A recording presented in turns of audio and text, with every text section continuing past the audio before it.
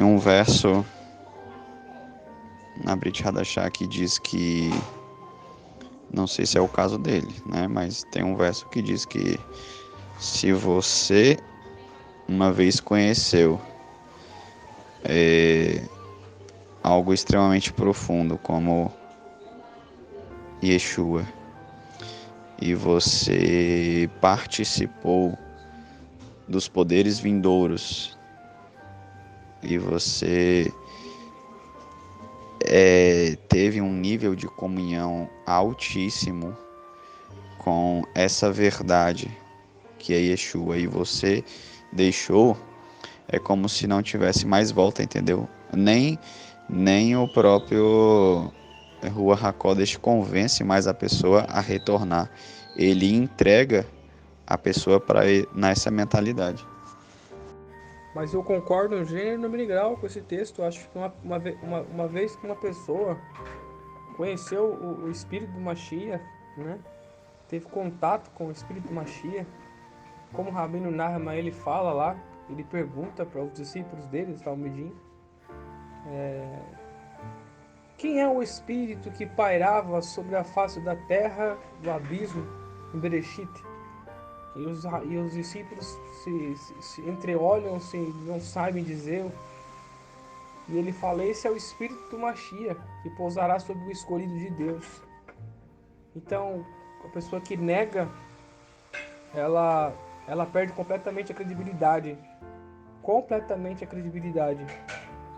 E tem uma característica muito comum da pessoa que nega o Mashiach. Pode analisar. É uma pessoa que ela tem sérios problemas com depravação moral, perversão sexual e problema com idolatria, porque a perversão sexual também está relacionada com o pecado de idolatria, na Vodazará. Só olhar o bezerro de ouro, quando Moisés e Caleb só descem, o que eles encontram lá no arraial é uma grande balbúrdia, uma depravação moral gigantesca. Então a pessoa que nega o Mashiach, ela desenvolve, ela não tinha esse caráter antes, mas ela acaba desenvolvendo esse caráter porque um espírito de engano passa a agir na vida dessa pessoa, porque o Ruach HaKodesh, né, o nível de Ruach da alma dele, na verdade, passa a não estar conectado com a Neshama. E é como se fosse um carete, né? Quando se está fora da árvore da vida, é aquilo. Quando não existe espaços vazios no universo. Esses espaços são preenchidos com alguma coisa. A Kabbalah vai ensinar, né? E quando não há o Ruach, há um Ruach Sheker, né? Um espírito de mentira que entra nessa pessoa e passa a conduzi-la por caminhos tortuosos. O mais comum é a depravação moral, a perversão sexual e a idolatria. Se nós fizermos uma análise lá daquele texto do bezerro de ouro, no hebraico está lá, está muito claro que eles não trocaram Hashem, trocaram Moshe, né? Eles trocaram o ungido. Quando eles falam assim, olha, vamos erguer um Elohim, né? Está lá o termo Elohim, que nos guie. E que vai à nossa frente e vamos adorar a Deus, e lá está o tetragrama, né? E na Torá não se usa o tetragrama para outros deuses. Então toda a encrenca ali foi por trocarem Moshe, não quiseram esperar Moshe Rabbeinu voltar, acharam que Moshe estava morto. Inclusive a tradição vai dizer que isso aconteceu no 39º dia que Moshe estava lá, no Har Sinai, ou no lugar, não necessariamente no Har Sinai, no lugar, recebendo a Torá, recebendo o Mishka, né, a revelação de Mishka, e eles quiseram trocar Moshe, porque acharam que Moshe tinha morrido. Isso é o efeito, trocar o Mashiach por um bezerro de ouro, dá nessa depravação moral aí que a gente já pôde presenciar por te presenciar nos estudos da Torá. E ao andar, ou andar não, mas ver o resultado de pessoas que rumaram por esse caminho, sem volta, diga-se de passagem. Não sei se há É interessante, eu sempre chuva tive bem ou forte uma forma de se essa arrepender, não sei. mensagem cravada dentro de mim. Tanto é que, por exemplo, eu não tenho a palavra perfeitinha gravada, mas a essência está gravada dentro de mim e eu sei o que significa. Muitas das coisas eu não tenho a letra gravada, mas eu tenho a essência gravada. Tipo igual esse aí, não lembrava exatamente como que era, mas eu sabia que dizia respeito a uma pessoa ter ido profundo. Não é com relação a ela conhecer a teologia ou conhecer a letra ou a filosofia. Por exemplo, eu já presenciei e já experimentei, eu eu já tive e tenho e continuo tendo contato literal com uma Shia. Não por meio de filosofia, não por meio da intelectualidade, mas por meio do contato direto, de escutar. E já provei diversas coisas que são os poderes que são poderes de ação de Ruach HaKodesh. Por exemplo, eu já vi uma pessoa que tinha morrido e ela ressuscitou, dentre várias outras coisas. E então, esse é o nível, entendeu? Não é aquela pessoa que aderiu e que ficou ali naquele embate teológico e tal. A gente está falando de pessoas que tiveram relacionamento, de pessoas que podemos dizer conheceu o nome. E conhecer cabalisticamente falando, né? É como o conhecer bíblico, quando conhece uma mulher. Então é intimidade. E aí você pega e abre mão disso, não tem. Não. O espírito do arrependimento, ele fica extremamente. Ele nem entra mais em você. Então, ele entrega você a essas paixões. Agora, se existiu uma raiz ali da alma que não foi tratada, embora a pessoa ela tenha presenciado e vivido, experimentado isso tudo, porém tinha uma raiz ali na alma dela que estava oculta, a gente não sabe. Pode ser que cada caso é algo pontual. Pode ser que existia uma raiz ali oculta e pode ser também que essa pessoa desenvolveu isso, ou seja, ela não tinha isso na sua raiz, mas ela chegou em um tempo, porque você sabe que quando você chega num nível muito alto, você abre mão do seu livre-arbítrio. É totalmente permitido você usar o seu livre-arbítrio, mas pessoas que estão nesse nível, elas abrem mão do seu livre-arbítrio. Então, ele em algum momento pode ter achado ruim, pode ter se arrependido de ter aberto mão do seu livre-arbítrio e decidiu usar ele. E nesse uso, ele acabou dando algumas legalidades que foi penetrando algumas curiosidades e foi desenvolvendo isso. E ainda tem mais uma coisa.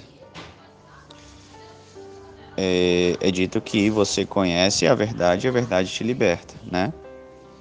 Tudo bem, tá falando sobre Yeshua, mas isso também diz respeito a verdades, né? Quando a gente conhece alguma coisa que a gente não conheceu e ali que abre a nossa mente e abre um leque de oportunidades e abre um leque de informação e a nossa forma de pensar ela muda, né? Ela é convertida e mentalidade tá ligado à alma, né? A nossa alma ela se eleva. ela passa para um outro nível, né? Então, por exemplo, conhecereis a verdade vos libertará. Só que nem todas as pessoas estão preparadas e estão no momento adequado ou suportarão níveis de verdade. Existem verdades que podem te destruir.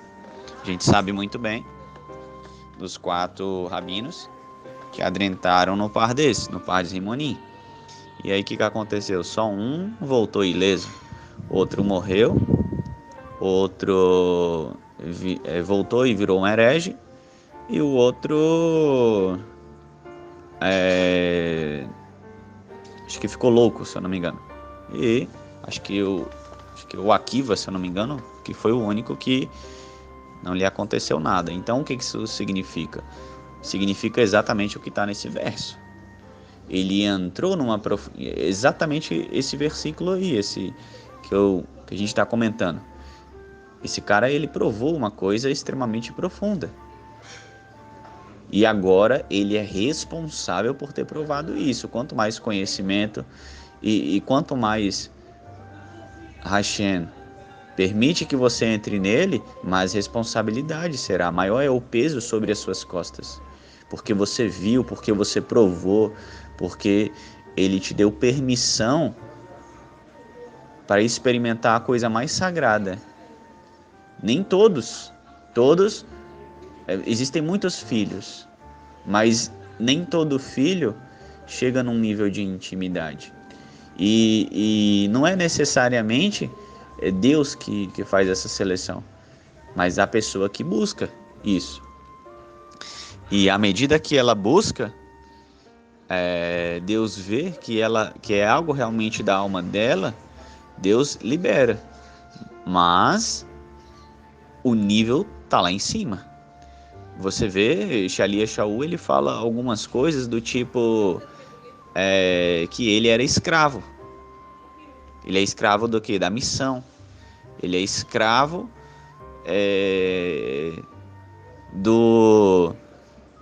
de ser um servo de Deus. Então, para ele não tinha mais volta.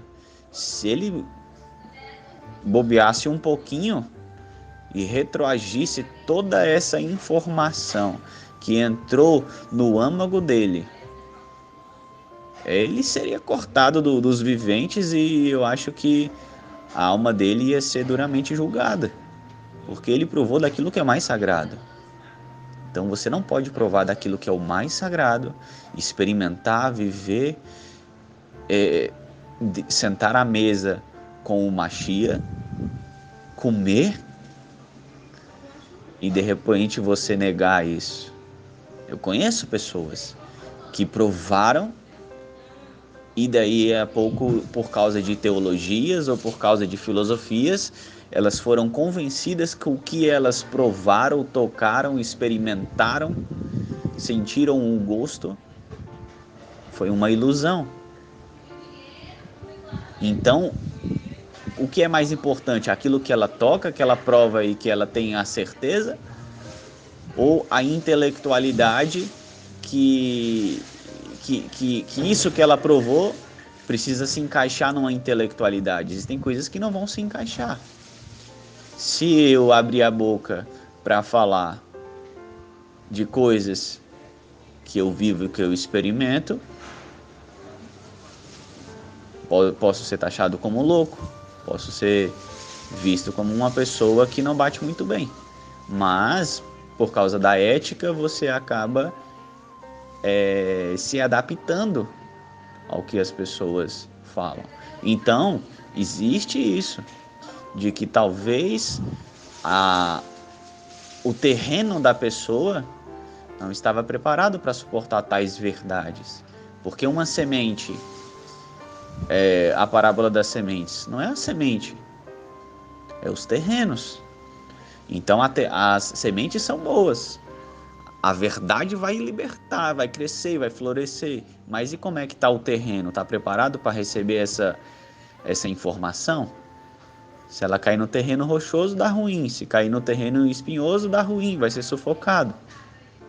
Então a terra tem que estar preparada, né? Como o exemplo que eu contei também dos sábios que entraram no par desse. Então, às vezes eles estavam preparados. Entrar é uma coisa, receber informação é uma coisa.